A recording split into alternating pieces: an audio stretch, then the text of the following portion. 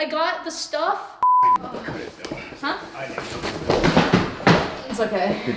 Oh, cut.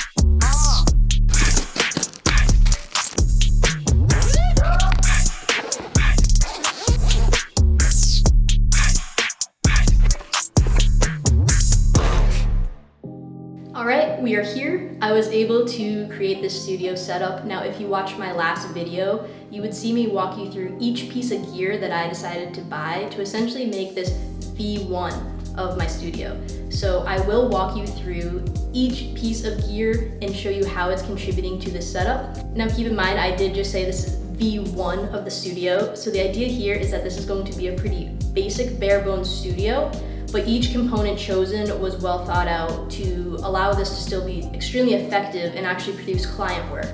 Now, the idea with this series is that over time, I will continue to add and upgrade different pieces of gear to the point where it will be a full-fledged production studio with all the bells and whistles. So let's take a look. All right, I'm gonna start first with this table. I've actually had this table for about 12 years. This table is actually custom built by my dad for my fingerboarding parks. So fingerboarding is another hobby of mine, and I got into that when I was about 12 years old.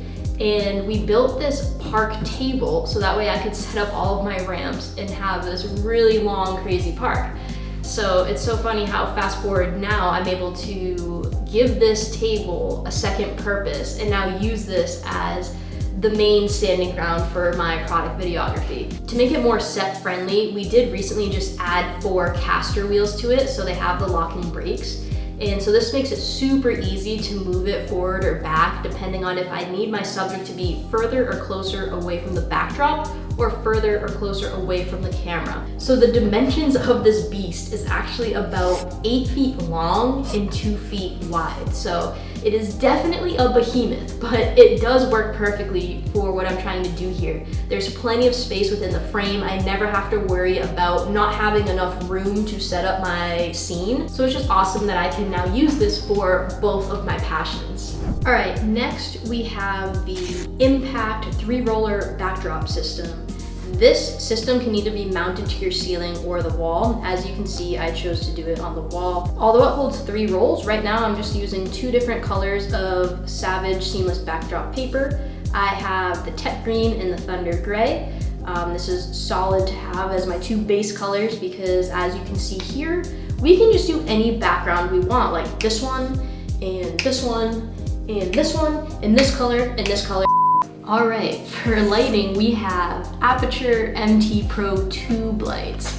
Now, these are super cool because they do have the RGB function, so you can change them to basically any color you need. So you have your Kelvin scale, you have the RGB function, and you have the intensity. So I have 2 of these. They come with their own small tripods, tabletop tripods, which are convenient. Additionally, they are also magnetic, so you have that function as well. I did buy 1 light stand to start off. So this one right here is the ikan V2 heavy duty light stand. It goes up to 8 feet. And then I bought a 1/4-20 mount so that way my light could be compatible with this light stand. In addition to these guys, I also already had this Aperture MC light. So this is a cutie little light. It did just die, but you saw it for a second. This works great as a backlight or even using as like a halo type of light. It doesn't have RGB functions, it just has your normal color temperature and intensity. But for illuminating small aspects and like detail work, I think this works great as a backlight. All right, for the camera, I'm still rocking my Canon 70D.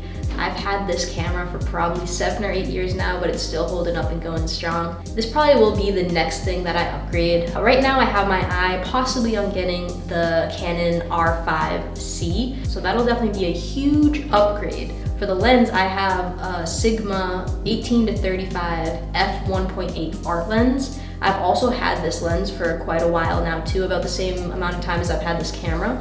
And this lens is great. I use this for probably 90% of my shots. I have a few other lenses in my kit as well, but this is usually my go-to. You can get great depth of field with it since you can open up all the way to 1.8. And additionally, it just has a great range for wide to medium shots. So it's a very versatile lens and it gets the job done for sure. This product was not something that was featured in my last video. It's something that I decided to pick up while filming my first video shoot. And this is just a simple little turntable. This one specifically, you definitely get what you pay for. I bought this on Amazon for 12 bucks and it definitely feels like 12 bucks.